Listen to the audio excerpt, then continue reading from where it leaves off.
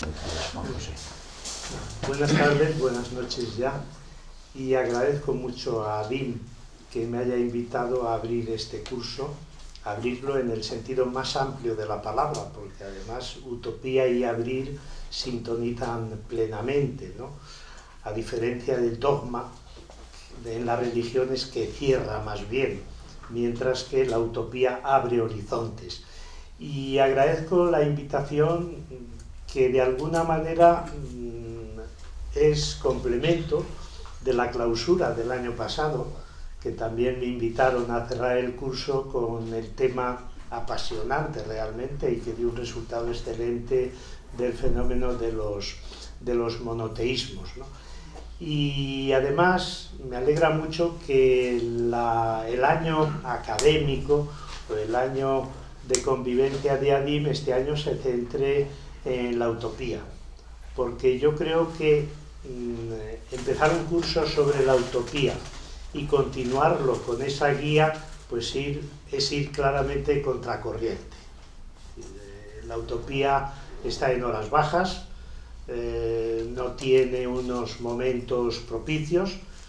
Posiblemente ese estar en horas bajas y no estar en una época propicia responda al propio concepto, ¿no? Porque la palabra utopía, que desarrollará en su significado Sergio el próximo mes en una sesión similar a esta, en realidad tiene ese carácter, ¿no? De no tener ubicación, de ir contracorriente, ¿no?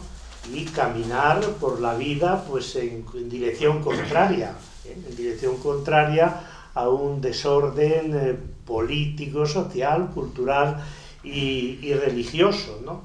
En ese sentido, pues yo creo que la utopía, cuando es expulsada de los diferentes campos del saber y del quehacer humano, está ocupando su verdadero lugar. Cuando la utopía es integrada dentro del sistema, deja de ser utopía. Por tanto, cuando se dice no es tiempo de utopías, no vivimos en la etapa más favorable, yo digo, qué maravilla, porque si hubiera el viento fuera a favor de la utopía, dejaría de ser utopía. Pero esto es lo primero que hay que reconocer. La utopía es excluida de todos los campos del saber y del quehacer humano. De la filosofía, donde se impone la razón instrumental, la relación entre medios y fines, de la ciencia política, donde se impone no la razón utópica, sino la razón de Estado, de las ciencias sociales, donde lo que impera es la razón contante y sonante, en el sentido más literal. Las ciencias sociales han perdido ese componente transformador que tuvieron. Recuerdo yo, cuando yo llegué a Madrid y entré en la universidad en la década de los 70, todo era pues movilización, transformación, luchas por el cambio. Ahora no, ahora las ciencias sociales se dedican a la estadística y a hacer pues encuestas en las que se ofrecen resultados empíricos de una razón contante y sonante, ¿no? Y no digamos en el campo, por ejemplo, de las religiones.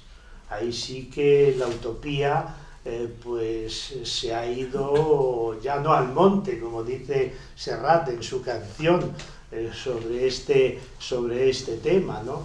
Sino que la utopía ha sido borrada y eliminada de cualquier sistema religioso, y cuanto más poderoso y cuanto más universal, mucho más olvido de la utopía, ¿no? Y es que además yo creo que la propia utopía está sufriendo un terrible maltrato, y es un maltrato semántico, y eso es de los peores maltratos, que no se notan. Es decir, no apaleamos todos los días en la Plaza Mayor de Madrid a la utopía o en cualquiera de los espacios públicos, y no vamos allí a ensañarnos con el látigo, pero Sin embargo, el maltrato de la utopía tiene lugar en el espacio más sagrado donde el lenguaje tenía que respetarse, que son los diccionarios y las academias de la lengua, en concreto de la Academia de la Lengua Española, donde vosotros vais a cualquier diccionario, salvo alguna excepción, y os encontráis que cuando se quiere definir la palabra utopía, pues se la vincula con fantasmagorería, sueños irrealizables, y como mucho, se dice un plan bueno, pero que no se puede realizar. Con lo cual, pues la persona utópica, los proyectos utópicos, las organizaciones sociales y políticas utópicas, pues realmente son descalificadas. Hoy llamar a una persona utópica no es ningún elogio, sino más bien todo lo contrario. Es un insulto en toda regla, ¿no? ¿Por qué? Porque cuando a alguien se le dice que es un utópico, se le dice despectivamente. Que tú eres un utópico. ¿Qué quiere decir? Que estás colgado de las nubes, que no tienes sentido de la realidad, que no haces pie en la tierra y que, bueno, vives de fantasías, de entusiasmos emotivos. Es decir, que todo lo que tiene que ver con la utopía se sitúa más bien del lado de lo irracional, de lo sentimental desmesurado, etcétera, etcétera. Y, en buena medida, yo creo que a la utopía y a las personas y proyectos utópicos les está pasando, o nos está pasando, algo parecido a lo que sucedía en la República de Platón con los poetas.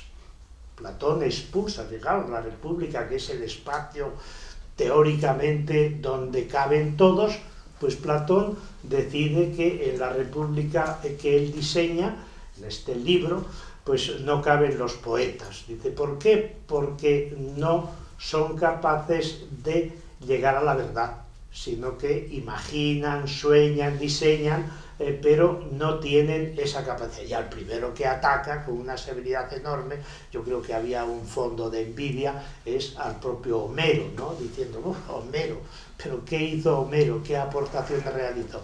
Pues algo parecido a lo que hacía Platón con los poetas, yo creo que hoy se hace con las personas que nos movemos en el ámbito de la transgresión, porque en realidad la persona utópica es la persona transgresora de un orden establecido que en realidad es un desorden.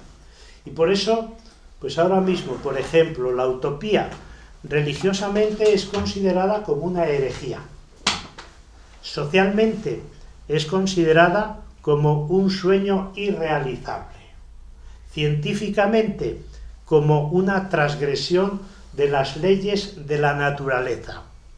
Filosóficamente, la utopía es una desviación de la racionalidad. Culturalmente, un camino por el que no hay que transitar. Y políticamente, pues es algo incorrecto que se desvía de la razón de Estado, de la razón política. Este, por tanto, es el panorama. Pero, sin embargo, sería una especie, diríamos, tesis, ¿no? Antítesis. Sin embargo, el ser humano, como bien lo definió Bloch, el maestro Bloch, a quien trabajo en este libro, es un animal utópico. Es un ser que tiene esa capacidad de imaginar, de diseñar, de proyectar hacia el futuro mundos nuevos que no son realizables en ese momento porque no se dan las condiciones, pero se proponen como proyectos de futuro que pueden realizarse una vez cambiadas las condiciones que lo impiden. Y al mismo tiempo, pues la utopía es el horizonte, ¿no?, que nos marca el camino que hemos de seguir. Sin utopía, la vida humana es un viaje a ninguna parte. Sin utopía, la vida humana es entrar en un laberinto donde te pierdes y no sabes qué salida tiene o qué pasos tienes que seguir. Por eso digo que es el horizonte, ¿no? Y en buena medida esta idea la recoge Eduardo Galeano en su famoso poema ¿Para qué sirve la utopía?, ¿no? Pero es más, la utopía yo creo que es el motor de la historia. Es decir, la utopía es la que ha impedido que la barbarie triunfe en cada momento histórico. Por eso el pueblo, la comunidad, la sociedad que no tenga utopías, pues deja la puerta abierta a todo tipo de bárbaros, que no son los bárbaros que nos invadieron a partir del siglo IV, sino que ahora los bárbaros yo creo que somos nosotros, ¿no? ¿Quiénes son los bárbaros, por ejemplo, en este momento en el Mediterráneo? Pues son los ejércitos y los militares que en vez de acoger a esos migrantes, pues les lanzan pelotas de goma para que mueran en el intento de llegar a Europa, ¿no? Los bárbaros somos nosotros, no ellos. Ellos vienen totalmente desarmados, desprotegidos, exhaustos, y nosotros los rematamos. Pues ese es el comportamiento bárbaro, ¿no? Entonces, yo creo, o lo que me interesa aquí destacar, es que la utopía es el lugar de encuentro de las religiones y de las éticas que están mediadas por los movimientos sociales que son los actores de las utopías. Esta sería la síntesis de lo que voy a desarrollar, ¿no? Primero, la utopía como lugar de encuentro. El lugar de encuentro entre las religiones y la ética. Pero ese encuentro se queda en la pura abstracción y en el puro idealismo si no hay una mediación que lo lleve a cabo, que son los movimientos sociales. Y los movimientos sociales, cualquiera fuere la definición que se haga de ellos desde el punto de vista sociológico, en el terreno en el que yo me muevo, creo que son los que realmente protagonizan y realizan las propuestas utópicas que se elaboran desde el punto de vista teórico. Entonces, la religión es ámbitos de utopía. Y yo trabajo casi siempre con un pensamiento dialéctico. Últimamente, no sé, me parece que fue en Colombia que tuve unas conferencias, un curso de teologías emergentes a teólogos, teólogas, biblistas y comunidades de base. Enfoqué siempre los temas dialécticamente. Es decir, que destacando cómo en cualquier fenómeno humano se dan elementos positivos y negativos. Y en el caso de las religiones, en relación con las utopías también. ¿Qué podríamos decir de la aportación que hacen las religiones a las utopías? Pues 5 o 6 cosas que no puedo más que enumerar porque el tiempo pues no me da para más, pero en cualquier caso toda la fundamentación de este tema la encontráis en el libro de Invitación a la Utopía y en otros textos que os puedo facilitar. Primero, yo creo que las religiones ofrecen utopías globales, que expresan la armonía de la humanidad en sus distintos niveles. La armonía de la humanidad con sus semejantes, a quienes considera hermanos y hermanas, la armonía de la humanidad con el cosmos, a quien no considera un bien sin dueño que hay que depredar, sino que es su propio hogar, la armonía con la divinidad, cualquiera fuere su nombre, o si quieren, con la trascendencia, con el misterio, con lo sagrado, y ahí cabe todo lo que tiene que ver con el fenómeno, con la experiencia de la profundidad. La armonía con la naturaleza, que es de la que formamos parte y que nosotros somos también, y al tiempo que propone estos proyectos globales de armonía total, de armonía holística, también vive experiencias comunitarias. Las religiones creo que son espacios donde la vivencia de la creencia, de la fe, no es individual sino colectiva, sino que es comunitaria. Son experiencias comunitarias que viven el compartir y que en la relación se caracterizan por la igualdad y por el respeto a la diversidad. En las comunidades religiosas, comunidades que no se identifican con lo que diría Weber en la gran iglesia, que eso pues es puro marketing y pura masa y pura organización centralizada, pues ahí se viven estos tres valores. Se vive el compartir, se reconoce la igualdad de todos los miembros de esa comunidad y se respeta la diversidad. Lo segundo que aportan, yo creo, las religiones en relación con la utopía es proponer caminos de esperanza para el logro de ese proyecto de transformación, de ese ideal utópico de una vida buena y de una experiencia igualitaria. Todas las religiones, todas, marcan y ofrecen y proponen caminos de esperanza. No caminos sin salida, sino caminos enormemente abiertos. Y no voy a dar aquí una clase de historia de las religiones, pero sí recordar pues algunos de esos caminos, ¿no?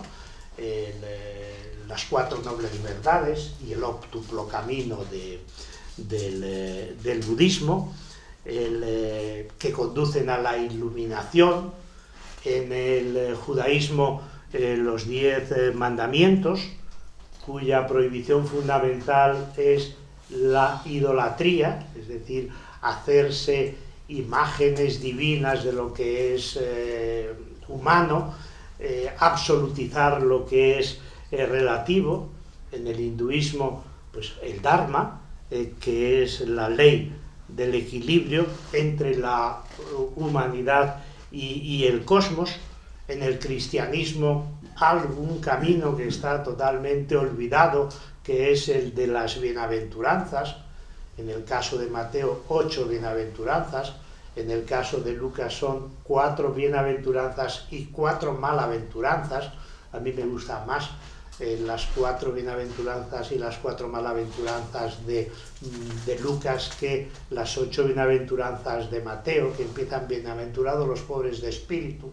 No porque no sea verdad, sino porque se ha interpretado mal. Yo recuerdo cuando empecé mi docencia teológica y daba conferencias por doquier, y era un chaval y hablaba de este tema, de las bienaventuranzas y de la opción por los pobres, siempre me hacían la misma pregunta. Un rico económicamente puede ser pobre de espíritu, y el que me lo planteaba generalmente era rico y creía que era compatible, con lo cual le decía, dé usted la respuesta por sí mismo y aplíquesela. Y yo ahí no entraba, claro, a juzgar, porque él mismo se estaba jugando con la pregunta, ¿no? O en el caso del Islam, por ejemplo, pues la clave o el camino son los deberes sociales para con los desprotegidos. Tenemos aquí otras comunidades, con el Brahma Kumaris, está también la fe Bahá'í. Pues la fe Bahá'í tiene un camino.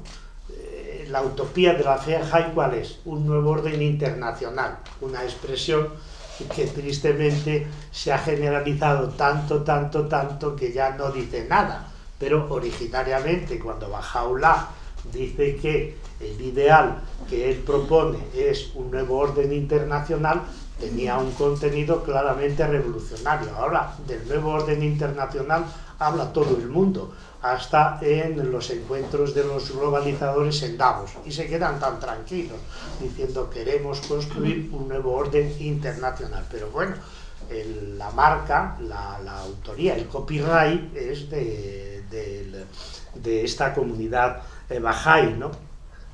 Y la comunidad Bahá'í también trabaja siguiendo un camino, ¿no? Que es el diálogo. Es una de las comunidades que más trabajo por el diálogo interreligioso, y luego otro elemento, otro aspecto, otro camino que no suele ser practicado en las religiones, que es la consulta. Luego, en la práctica no sé si es tan puro todo esto o no, pero ahí yo no voy a entrar en la parte interna, ¿no? Luego, tercera aportación que yo creo que hacen las religiones a la utopía, pues ofrecer ejemplos a seguir en las personas de los reformadores, en las personas de los fundadores.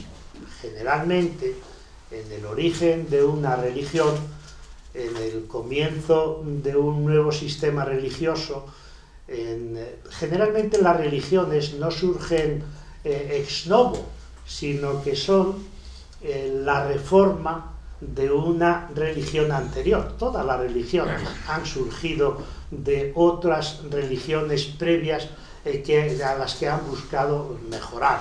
No sé, el budismo.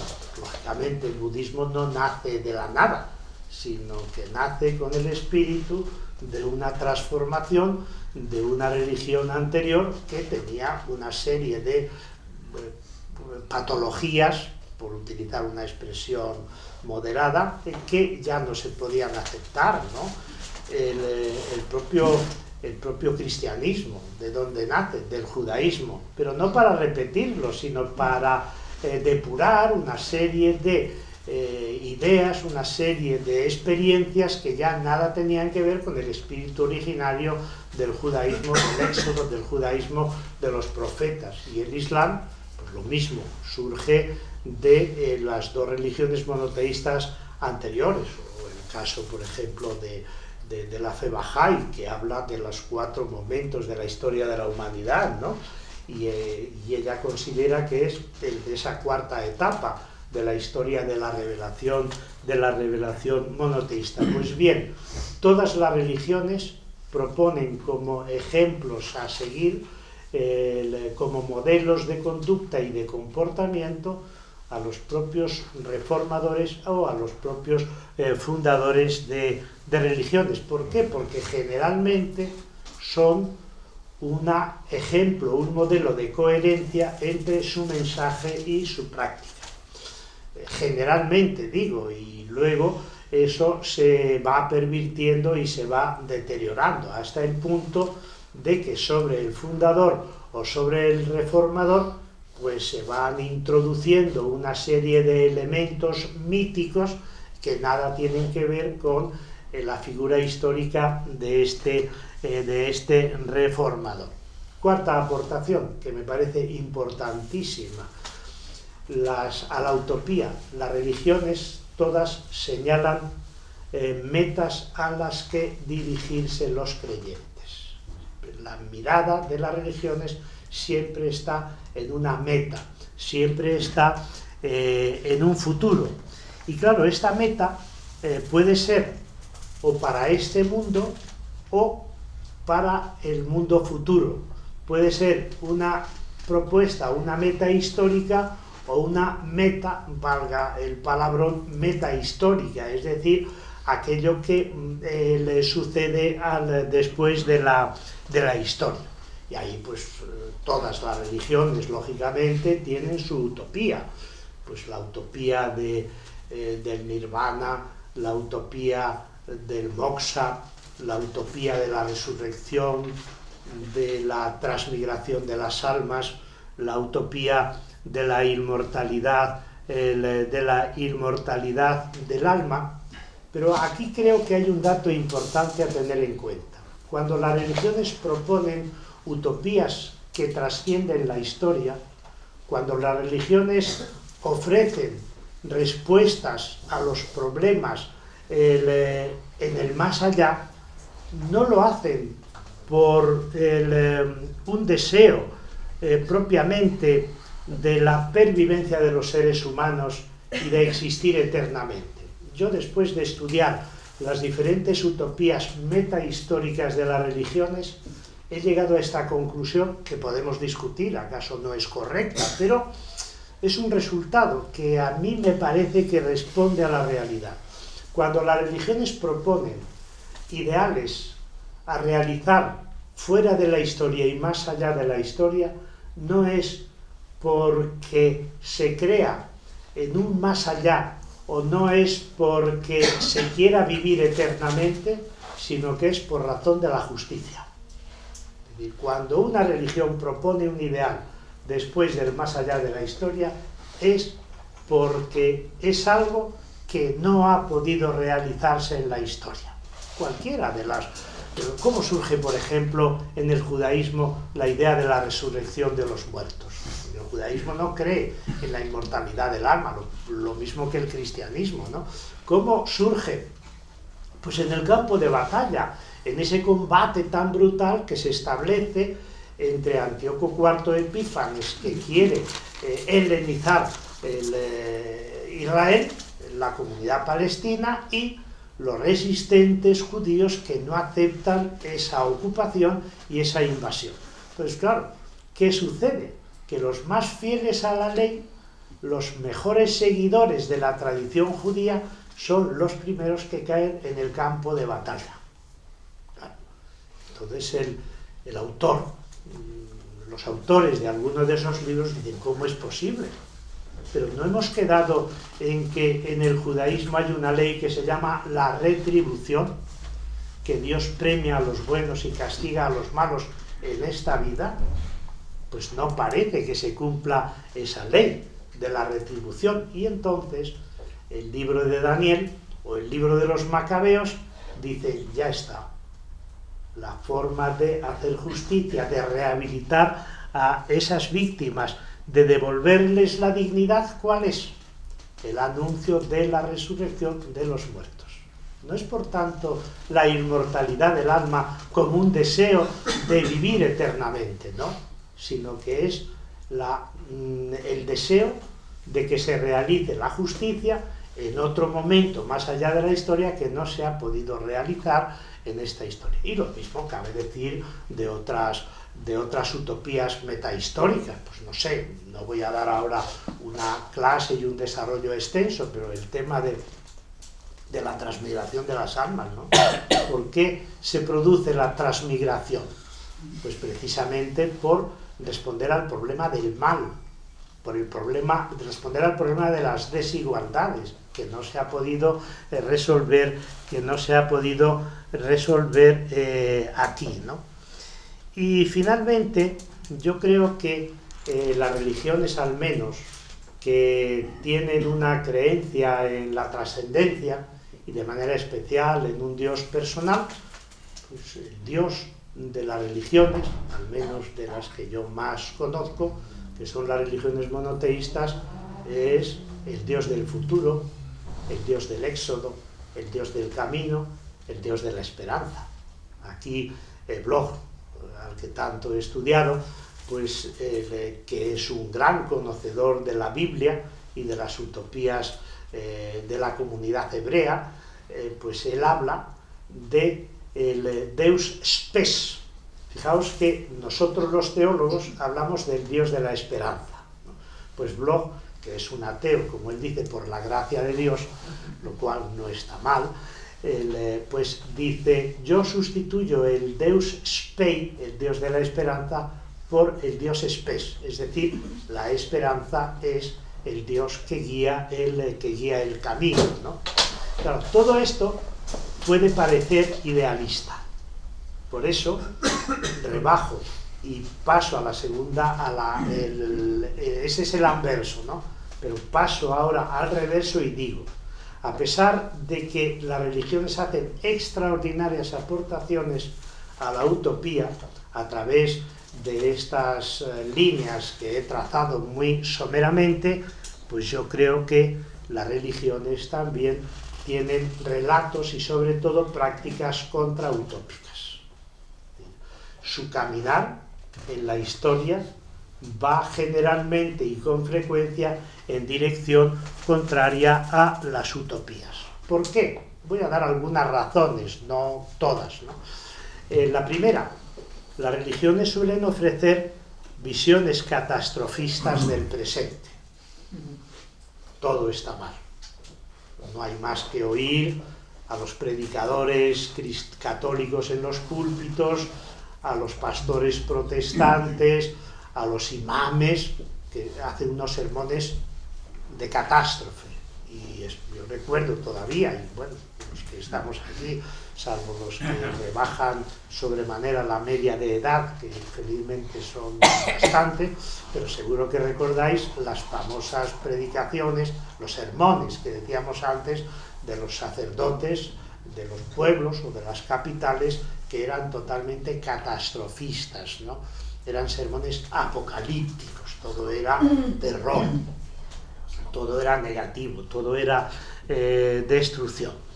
Y claro, ahí donde hay esos relatos no parece que haya posibilidad de utopía o de esperanza. Segunda ejemplo, segunda muestra de esa actitud antiutópica, pues tienden a mirar con añoranza al pasado más que al futuro.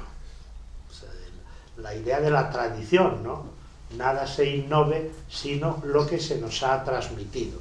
Y aquí casi todas las religiones, lo reconozcan o no, son herederas del poeta palentino, paisano mío, Jorge Manrique, en aquel famoso verso, ¿recordáis? Cualquier tiempo pasado fue mejor. Y esa es la idea, ¿no?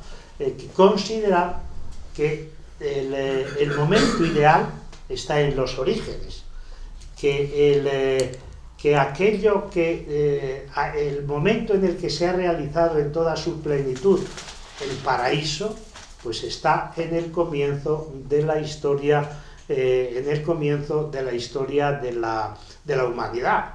Bueno, y el ejemplo más visible o más palpable son los 3 primeros capítulos del Génesis en la Biblia hebrea, ¿no? O sea, toda la obra de la creación, después de cada día en que Dios crea algo, ¿qué dice la Biblia? Y vio Dios que era bueno.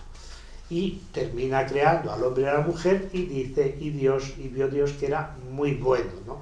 Y luego pues toda la historia, todo el mito del paraíso, pues es eso precisamente, considerar, como hacen generalmente las religiones, que en los orígenes es donde se encuentra en toda su pureza la perfección y el ideal de vida, ¿no? Y luego, en cuarto lugar, de alguna manera lo he dicho, sacralizan la tradición. La tradición es la norma de comportamiento y la norma del pensar y de analizar la realidad. No se puede negar la tradición, lógicamente. Todos somos tradicionales, yo al menos me considero tradicional, que no es lo mismo que tradicionalista. Tradicional es la persona que considera que procede de una tradición, que tiene unas raíces y que no se ha inventado la historia, ni la vida, ni el ser humano, ¿no? Tradicionalista, sin embargo, es el que da culto a la tradición, considerándola como norma de actuación en todo momento, ¿no? Luego, por otra parte, creo que algunas religiones entienden la vida como un eterno retorno y no entienden el tiempo como fluyendo y como avanzando históricamente. Es decir, que es verdad, las 3 religiones monoteístas, yo creo, sobre todo el judaísmo, pues es la tradición cultural y religiosa que ha incorporado la categoría historia.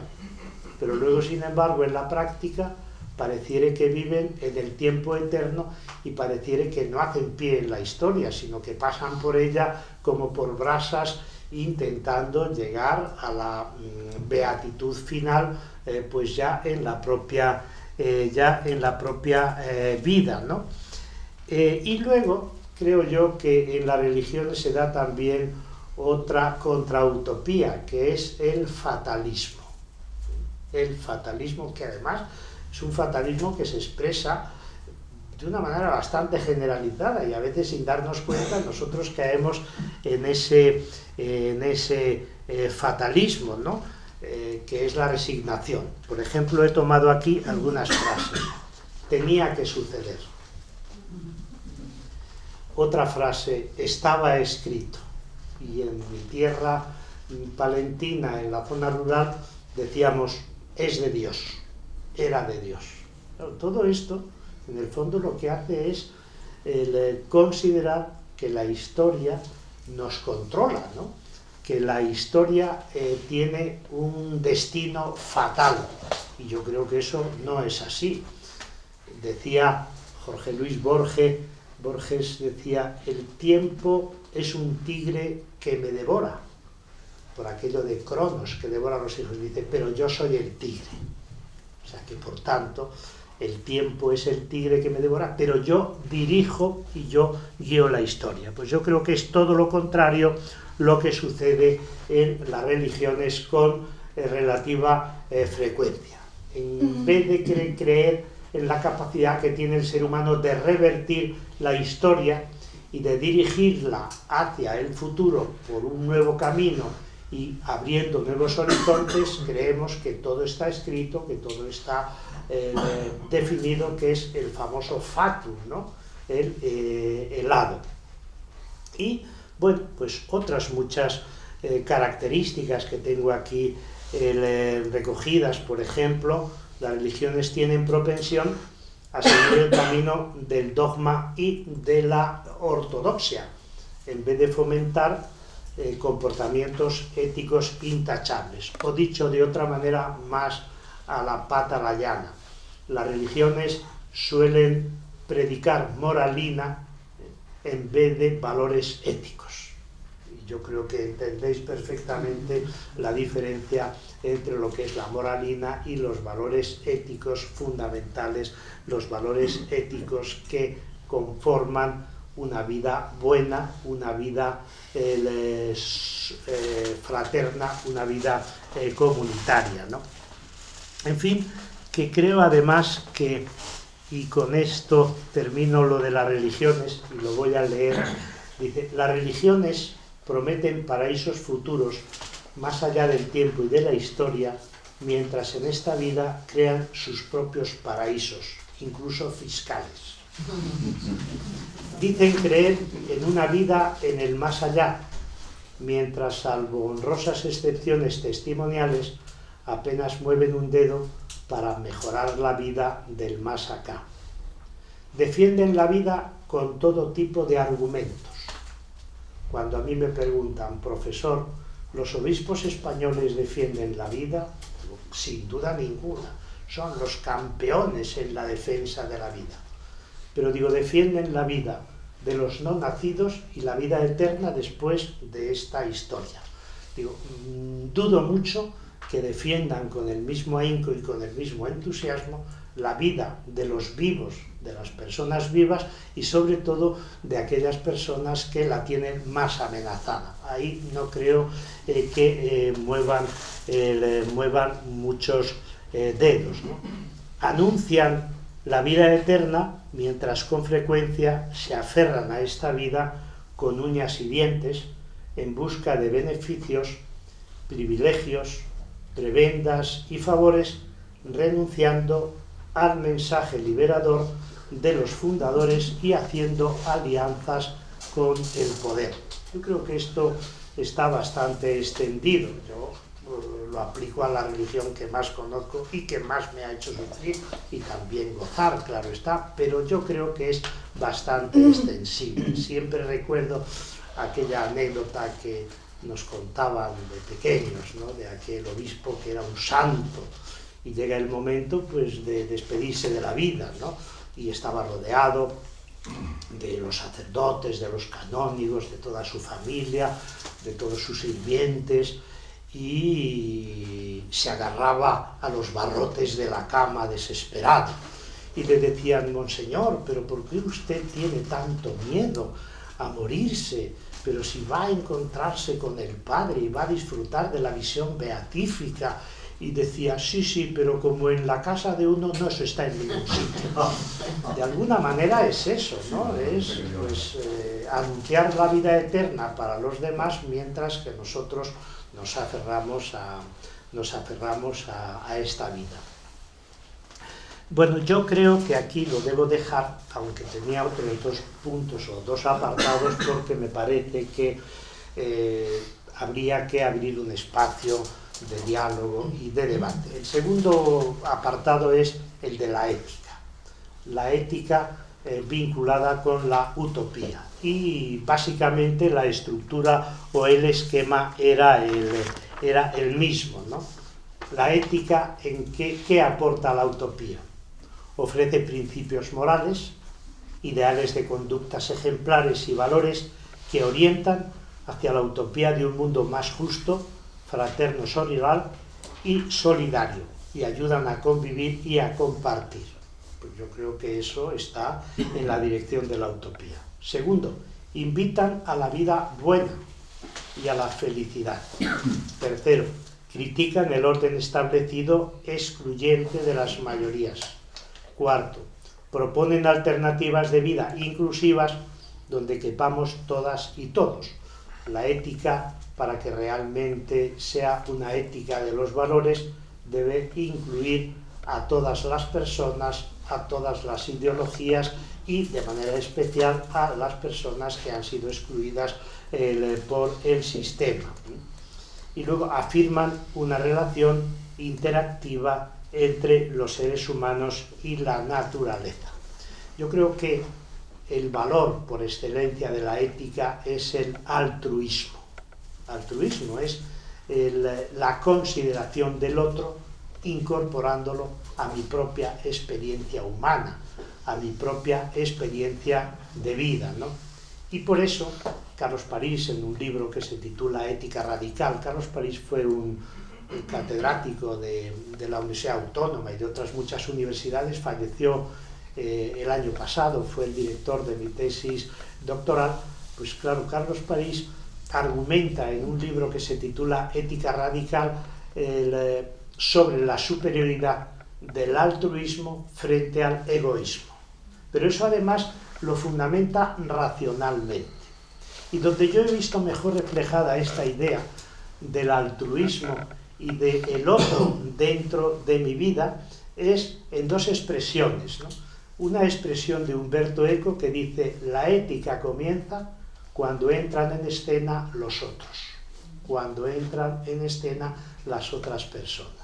Y la segunda idea, la segunda afirmación, que me parece de una lucidez extraordinaria, procede de este arzobispo anglicano de Sudáfrica, que fue un luchador contra el apartheid, que es Desmond Tutu. No sé si recordáis, le dieron el premio Nobel. ¿Cómo? Que le falta la mano, tiene un manchito. No, a Desmond Tutu no le faltan las manos, las tiene bien fuertes, yo le conozco, y abrazan muy bien, sí. Desmond Tutu recibió el premio Nobel de la Paz, pues no sé, en la década de los 80, incluso antes de la caída del apartheid, ¿no? Sí. Y en el discurso dijo esta frase: yo soy si tú eres. Fíjense, una frase que al principio me costaba entender, ¿no? Y es una frase que procede de una filosofía que no sé si conocéis, que se llama la filosofía Ubuntu, una filosofía africana, ¿no? Que considera que el ser humano es ser humano en la medida en que incorpora a los otros seres humanos a su existencia, a su estilo de vida. Dice: yo soy si tú eres. Y de ahí yo saco una conclusión, y es que homicidio es suicidio. Si yo estoy matando al otro, simbólicamente o físicamente, me estoy matando a mí. ¿Por qué? Porque el principio vida no es un principio de vida individual, de vida física y material, sino que es un principio de vida comunitaria, ¿no?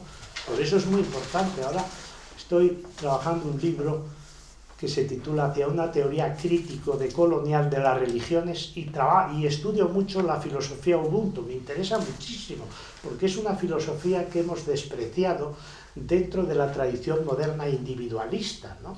Entonces, para nosotros los derechos humanos son los derechos individuales, pero la filosofía Ubuntu más bien defiende derechos colectivos, ¿no? Esa idea de que el otro está en mí, yo estoy en el otro, y se conforma esa identidad. Y la identidad para la filosofía Ubuntu no es la afirmación de mi propia individualidad, sino la capacidad de articular mi yo con los otros.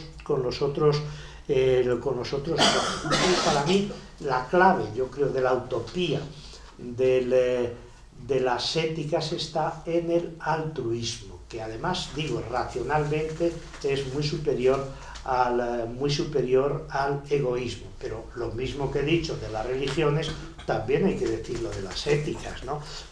Y aquí, pues, recogía una serie de patologías de las religiones que yo creo que son algo que hemos vivido y que hemos experimentado. Por ejemplo, la ética individualista, la ética espiritualista, la ética que llama Carlos París nostrista.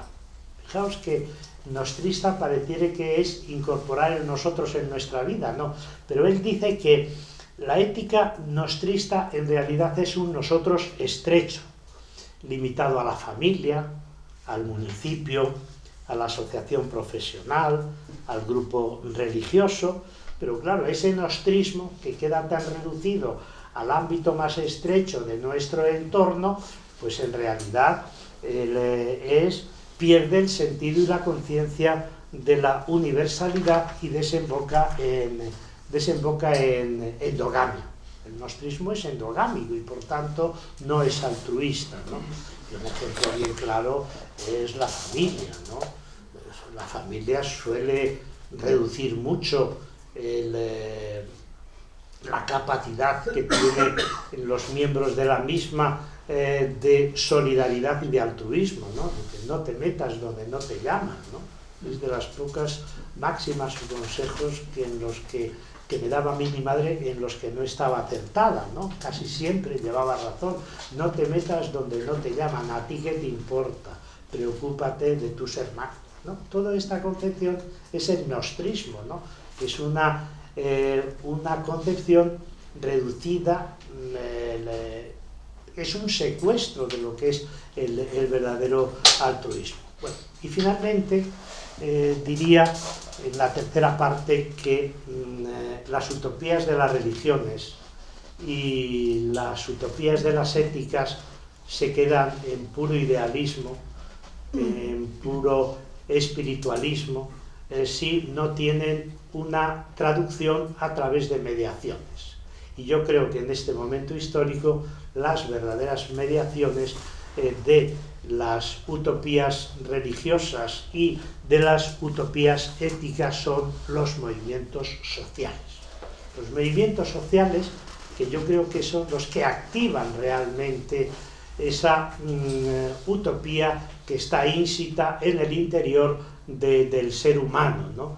Movimientos sociales que tienen un espacio de encuentro que son los foros sociales mundiales, ¿no? Yo he participado ya en 6 o 7 foros y realmente yo creo que a estos movimientos sí se les puede llamar los actores y los dinamizadores de la utopía, ¿no? Y de manera especial en tiempos de crisis. En tiempos de crisis no se puede decir que las utopías han desaparecido, todo lo contrario. En tiempos de crisis las utopías son más necesarias que nunca, ¿no? Por tanto, si de algo nos sirven, y ya concluyo, las utopías de las religiones y las utopías éticas, es primero para seguir escribiendo utopías. El próximo año, recuerdo, voy a hacer un gran congreso internacional sobre la utopía. Se celebra el 5º centenario de la publicación de la obra que da lugar a ese género, que es la obra de Tomás Moro, Utopía, 1516. Bueno, pues hay que seguir escribiendo utopías, queridas amigas y amigos. Hay que seguir elaborando esos diseños de esos mundos nuevos que posiblemente no podamos realizar porque las condiciones sociales no lo permiten, como tampoco lo pudo realizar Tomás Moro.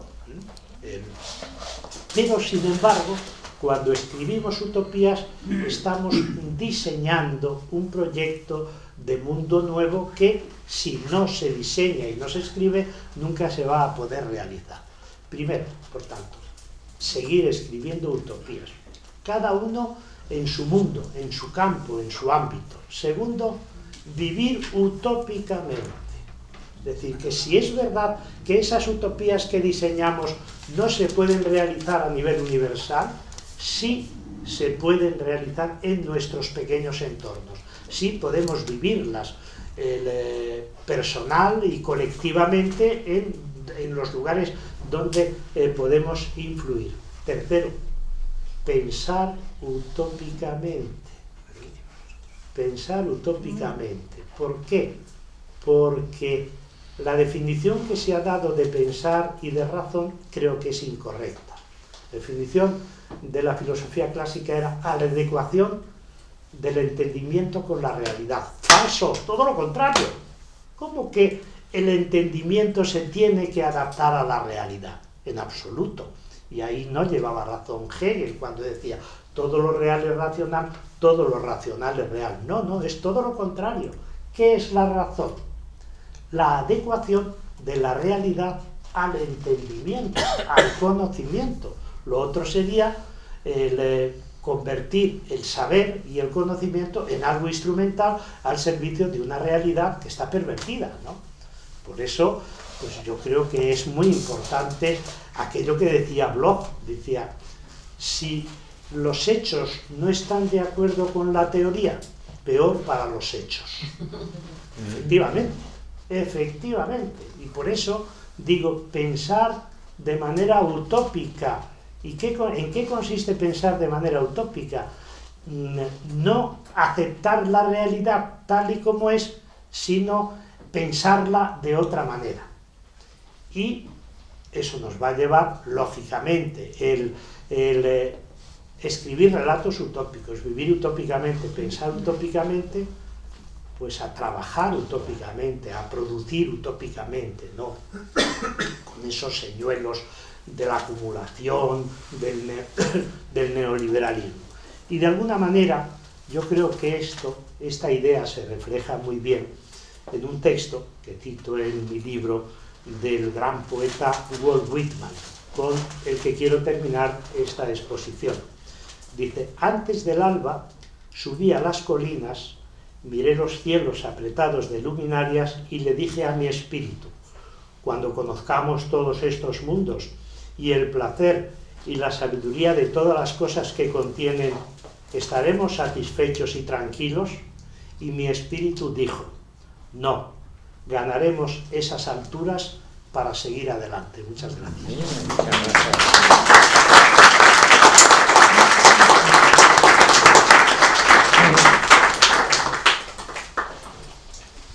Muy bien, levanta alguien la mano. Muchísimas gracias a Juan José por su exposición.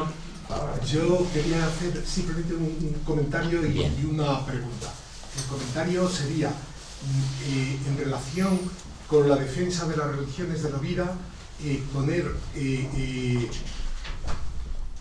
comentar las ONGs de las religiones y comentar los misioneros, todo el trabajo que realizan. Creo que es muy importante. Y segundo, la pregunta era, yo leí sobre, hace unos años, sobre el proyecto de ética mundial de Hans Kuhn. ¿Se sabe cómo va ese proyecto? ¿Si ha continuado la marcha? Es que no desconozco cómo está actualmente. ¿Alguien me puede decir algo? ¿Usted? Acumulamos las preguntas, porque si no doy otra conferencia. Sí. Cada pregunta. Nada, Manuel, cuando quieras. Bueno, yo creo que pueden hablar más. Quería empezar diciendo esto, ¿no? Felicitarte y decirte que eres demasiado bueno, Juan José. Por ahí quería empezar.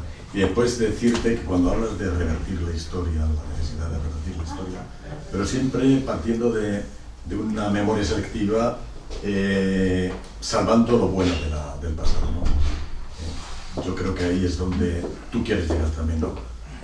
Que todo lo pasado, cuando hablabas de todo el tiempo pasado fue mejor, efectivamente no es cierto, pero sí del pasado para revertir la historia y mejorarla, tratar de salvar eso, las partes buenas, y no mirar con angustia al pasado, ¿no?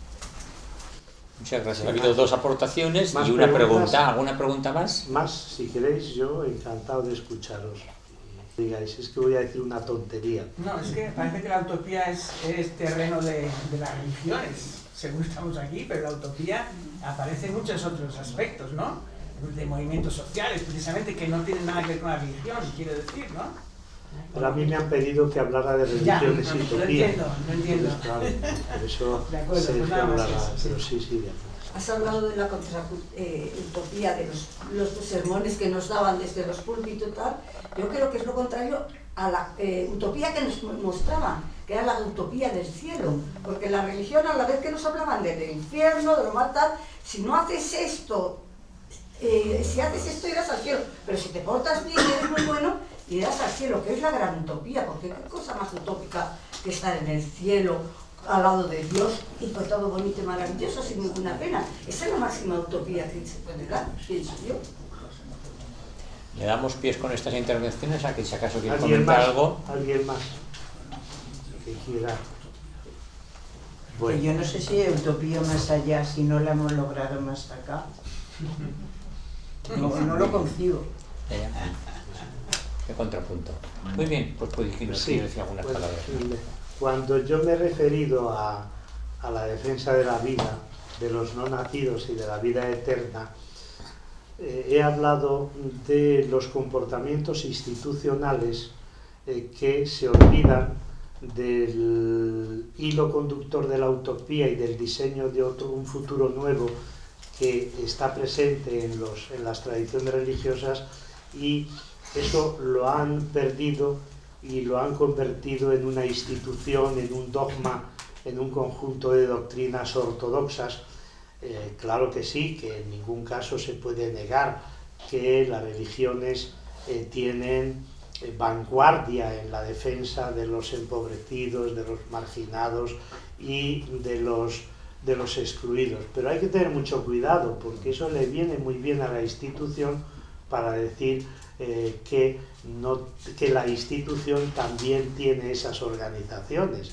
Pero en realidad son organizaciones que lo que reflejan son la actitud generosa, hospitalaria, acogedora y comprometida de ONGs, de congregaciones que no responden precisamente al espíritu de la institución, que va buscando pues esa pervivencia, ese mantenimiento de la organización férrea y rígida, ¿no? Por supuesto, yo no pongo en duda todo eso, y eso forma parte de la dialéctica de las religiones, ¿no? Yo, por ejemplo, pues no he oído a muchos obispos aquí en España, ni he leído muchas declaraciones o documentos pues sobre la acogida de los inmigrantes, ¿no? Yo he estudiado los documentos de estos últimos 30 años de la jerarquía católica y realmente son documentos que refuerzan una moral represiva y una ética del no. Yo he encontrado hasta 14 noes, me parece, estudiando estos documentos, y solo un sí. O sea, es pues no a los matrimonios homosexuales, no a la ordenación de las mujeres, no al matrimonio de los sacerdotes, no a los métodos anticonceptivos, no a la fecundación in vitro, no, y solo un sí. He encontrado un solo sí, que es sí a la castidad. Pues claro, ciertamente con ese programa de noes en una ética represiva y con un solo sí, que es a algo que creo que debe ser una opción libre y personal, totalmente respetable, pues no me parece que ahí haya utopía. Es decir, en las morales negativas de noes es muy difícil encontrar utopía, salvo que haya también una respuesta afirmativa. Sobre el pasado, evidentemente, hay una memoria histórica, y la memoria histórica tiene dos objetivos. El primero, recuperar todas las luchas de los hombres y de mujeres que han trabajado por la libertad. Y han sido muchos y muchas, ¿no? Desde Espartaco hasta nuestros días, ¿no? Y por eso decía Benjamin que hay que pasar a la historia el cepillo por detrás. Y ahí es donde, en ese detrás, vamos a descubrir proyectos, experiencias, figuras y personalidades que han trabajado por la utopía y por la libertad. Y ese es un elemento de la memoria histórica, claro que sí. No es el pasado para regodearse en él y repetirlo, sino el pasado para recuperar esa herencia que nos ha permitido mejorar las condiciones de vida y que nosotros también tenemos que mejorar. Y el segundo objetivo de la memoria histórica pues es rehabilitar a las víctimas. Y las víctimas inocentes que han caído por los regímenes dictatoriales, por las guerras de religiones, etcétera, etcétera. Entonces es un deber histórico de los seres humanos de hoy rehabilitar a esas víctimas, devolverles su dignidad y considerarles como referentes morales para nuestro aquí y ahora. Yo os quiero recordar, mientras van bajando, ¿no?, que tienen aquí a su disposición, yo tuve la oportunidad de leerlo ya hace 2 años cuando se publicó, es interesantísimo el libro de Tamayo, Invitación a la Utopía, como otros muchos que él ha publicado. Pues, muchas gracias y nos encontramos a lo largo de los sucesivos años.